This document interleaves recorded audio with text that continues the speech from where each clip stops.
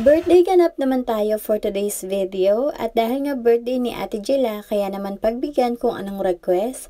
Palagi ko ang sinasabi na kapag may birthdayhan dapat ang celebrant ang mas nag-e-enjoy kesa sa mga bisita. Iba na rin kasi talaga ang trip ng mga bata ngayon. Hindi na tayo ang masusunod kundi sila. Kaya kung saan nga sila masaya di supportahan ta ka na nga lamang. Kaya pagpasensyahan nyo na kung hindi na naman kayo na-invite at hindi naman ako ang masusunod kundi ang may birthday.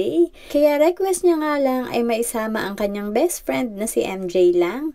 Magmemeryenda lamang naman kami dito sa tea time nilang sinasabi. Hindi ko rin naman alam ari at ako ngay hindi rin naman pala kain sa labas. Sabi ko nga ay paano kaya nila ari natukot. Pero yung totoo din talaga ay normal day lang ari sa kanilang dalawa ng tita niya.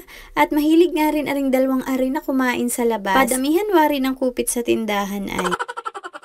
Paakyat pa nga lamang kami kanina, sabi ko na ay ano kayang itsura na rin at nasa itaas pa.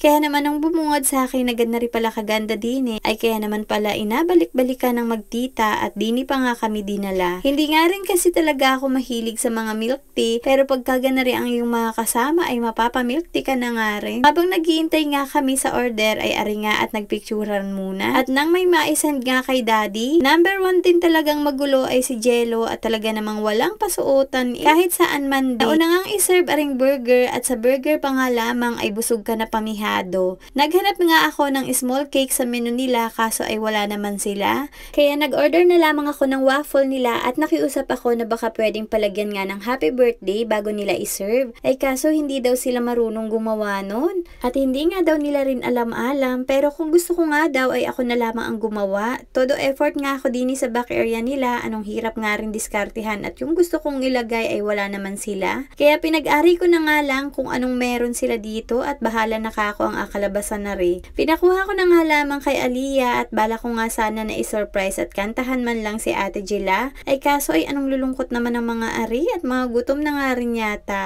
Kaya naman kumain na kami at nakakatakam nga rin ang mga foods nila dito. Thank you Lord sa blessing. Nagustuhan ko nga rin yung carbonara nila dito at ako na nga lamang talaga ang nakaubos. Sulit nga rin pala ang mga foods nila kaya pag nagbakasyon si daddy ay ayayain ko nga din. Sulit na rin naman sa presyo at madami din naman ang serving nila na hindi nga namin lahat naubos kaya tinake out na lang namin. Pagtapos nga namin kumain ay dumaan lamang kami sa pick up at magatingin-tingin lamang ng kung ano-ano. Kaya naman napabili na naman ako nitong puyod ni Yona at pagtapos nga namin din ay umuwi na rin kami. Mukha namang nag-enjoy ang Ate Jella sa birthday niya dahil ito rin naman talaga ang request niya.